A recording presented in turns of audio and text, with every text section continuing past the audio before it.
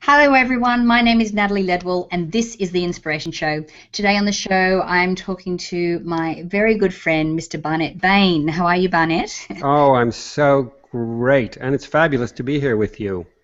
It's always awesome to talk to you, darling. Today we're going to be talking about your book, the book of Doing and Being.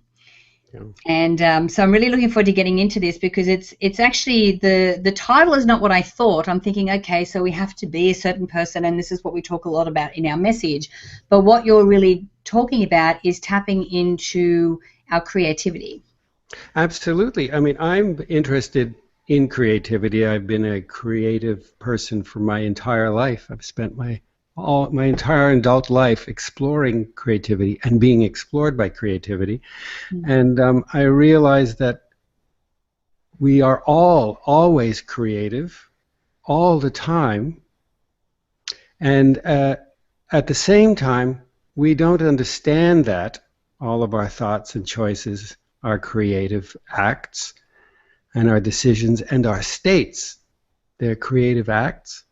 And we usually are more comfortable with logic, with Yeah. thinking things through.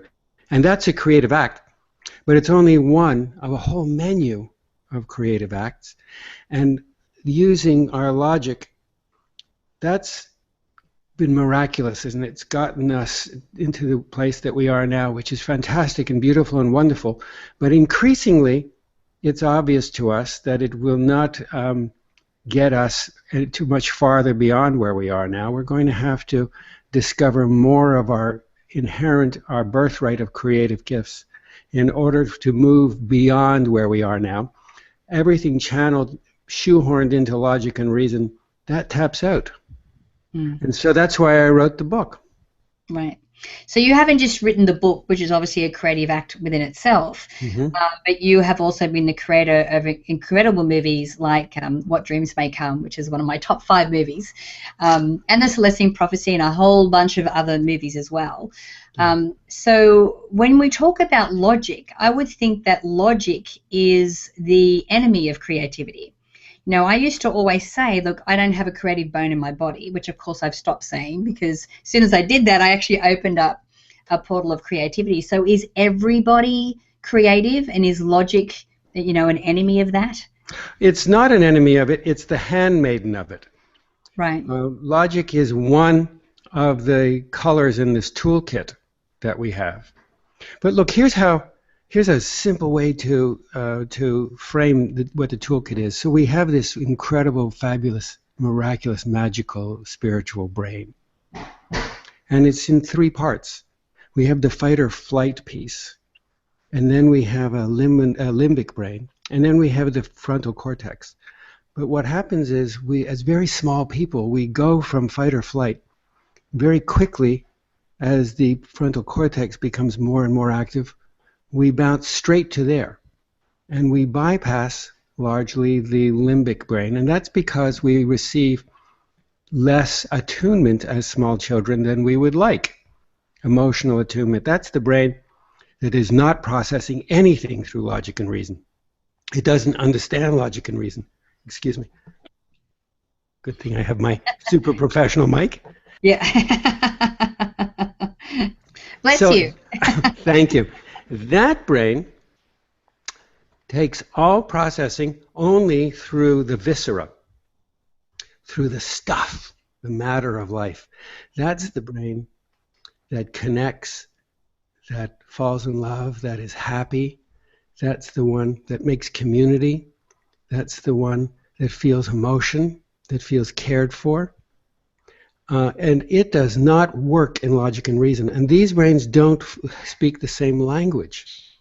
And so what happens is it's underutilized, and we go back and forth between reacting to things and thinking our way through things without the emotional attunement. Now, creators understand that innovation does not happen here in the front. It happens, the treasure is under the emotionality. And when that bubbles up, it's received as a gift, always. And the gift comes from beyond us. It comes from its inspiration. It's in spirit. It comes from the more of us or even the beyond of us. and it's given. By ourselves, we can do nothing. It's given. It's always given. And then it's given over to the frontal cortex to open the lights, to start the business, to draw the painting, to bake the cake, to raise the children. It is the prefrontal cortex that takes the inspiration and crafts it into something. But we have bypassed that, and we're all about doing. Doing. And when we're only doing or reacting to doing, there is no room for the inspiration to percolate into our systems or into our world, and we face challenges the likes of which we're facing in the world today. Right. Okay. So, so what I hear you saying is that, you know, and I'm just trying to relate back to, you know, when I wrote my book, and then part of, you know, what I talk about is that when I actually sat down to write it, after I figured out the plan of it, it only took me 2 weeks to do it. Yeah. Because I got out of the way and allowed it to come through me. But what was interesting is that what came through me, even though it was through inspiration, it was how I was able to articulate my human experience in a way that was actually relatable to everybody else. So I think what I hear you saying is that for us to really tap into that creativity, we need to allow that to come through us. We allow it to come through, and it always comes through as a visceral experience. It came through your body. It didn't come through your head. Then you start rewriting and editing and crafting. That's the cortex. Right. But what happened is you had a lifetime of preparing, and you had a focus that was given to your subconscious, and it's churning, and then all of a sudden you say go, and it comes right through the body, and it's an emotional experience. It's intuitive. This feels right. That doesn't feel right. It's not logical. And you pour it all out, and then you give it over to the logic in order to edit it, in order to improve it. That's the dance. It's really a dance. Yeah. Now, one of the challenges that we face as individuals, as a culture, is that to become sophisticated and intimate with that part of us, that brain, it requires a spiritual path, or it requires artistic path, and those are the skills that are being stripped out of our institutions and of our schools. The first thing to go in our schools when they're facing budget issues are the drama departments, the music departments, the arts department. Now those are the skills that teach us emotional attunement. They activate that part of our brain that allows us to connect, create community, and to take leaps. The frontal part, it only goes cause, effect, cause, effect, cause, effect. So we are taking away from our children the experience that develops the part of us that attunes to the mystery, that attunes to the spiritual, that attunes to what is unsaid between the logic, between the reason. All creative acts happen between the thinking and the doing. In the space between is born something magical, and that doesn't happen here. It happens in the midbrain. It also happens in the body, only in the body. Right. And so is there anything that we can do, or is there some way that we have to be able to tap into this intuition, into this creativity? Well, both and. Doings that are always connected to beings. They're always married up in hand in glove.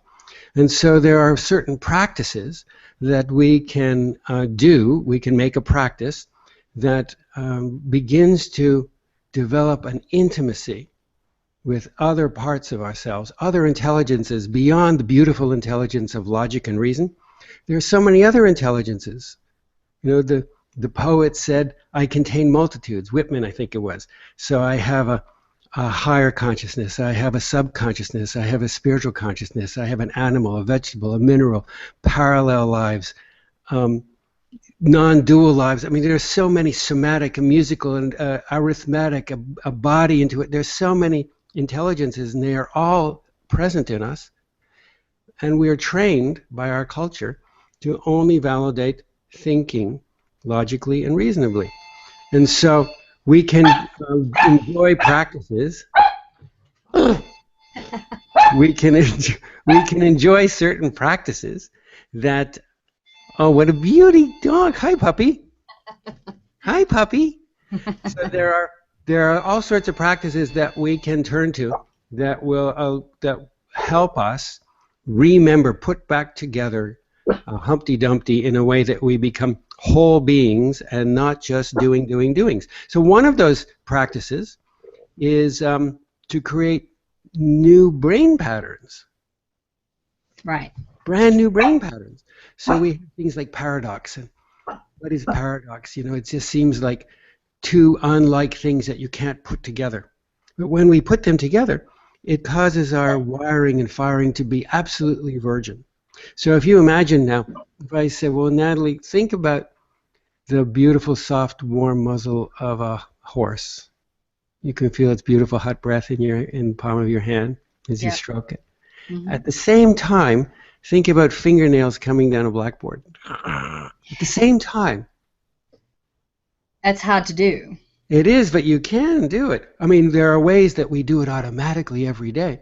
Right. Like, for example, when we look at beauty, what is beauty? Beauty is, if you think about it, beauty is an experience of, think of the most gorgeous thing you can imagine. Yosemite, or a beautiful sunset, or your gorgeous dog. So you look at that and you feel peace and serenity. And at the same time, you feel exhilaration. Mm-hmm.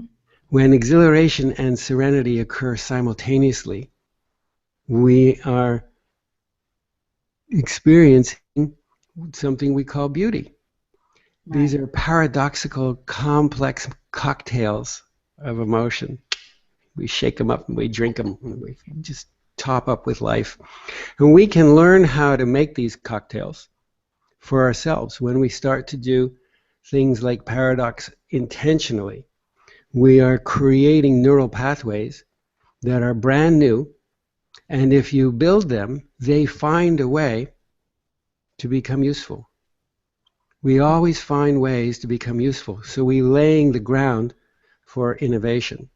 We're developing capacities that we don't really understand right now, but we know if I can do them, there's going to be an application for them. So that's one way.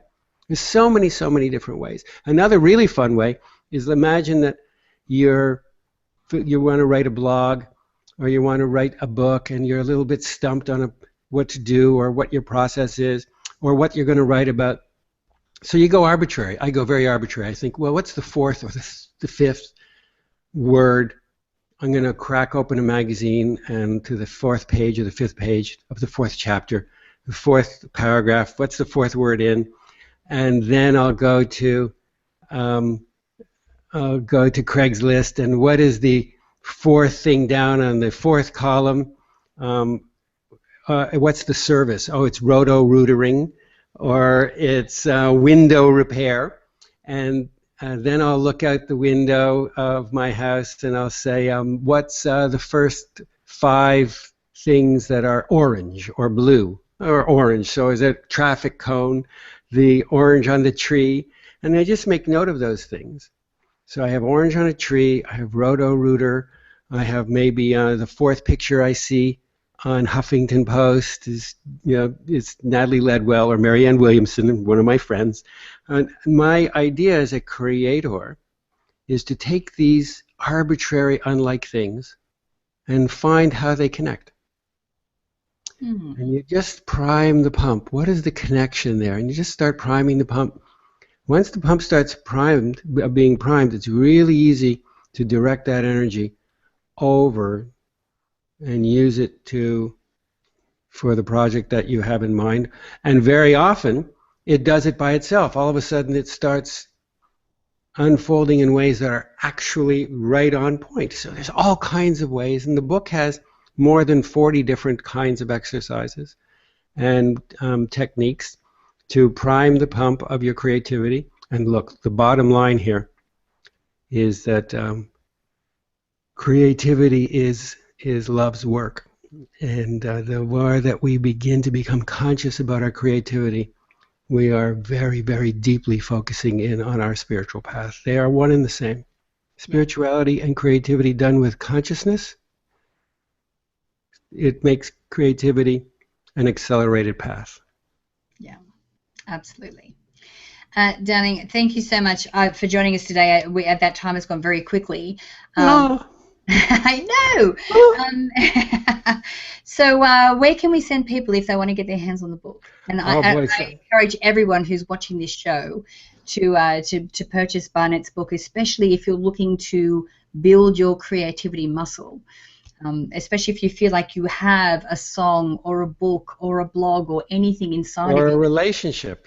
Yes, exactly. Same tools to build a relationship, same tools to be with a soulmate. That's the same tools. So you can find it at all of the usual suspects online, at all of the bookstores online, or at Barnes & Noble. It'll be on the front table, new release table, and every Barnes & Noble in the country for a couple of weeks as of July 7th, and or at the bookofdoingandbeing.com, www.bookofdoingandbeing.com. And Natalie, I'm so grateful to you. I always love being with you, and our conversations are always creative. Always. Always. So guys, you can click, if you're watching this show online, you can click on the banner to the side, or if you're watching it on the app, the banner underneath here to go straight through to that website of Barnet's. And I encourage you to share this video. Please help us get the word out, and you can do that by clicking the Facebook and the Twitter share buttons on this page. And don't forget to leave your email so that I can send you the Manifesting with the Masters video e-course. It's actually valued at $87. I'd love to send it to you for free. So until next time, remember to live large, choose courageously. And creatively. And creatively. Bye for now.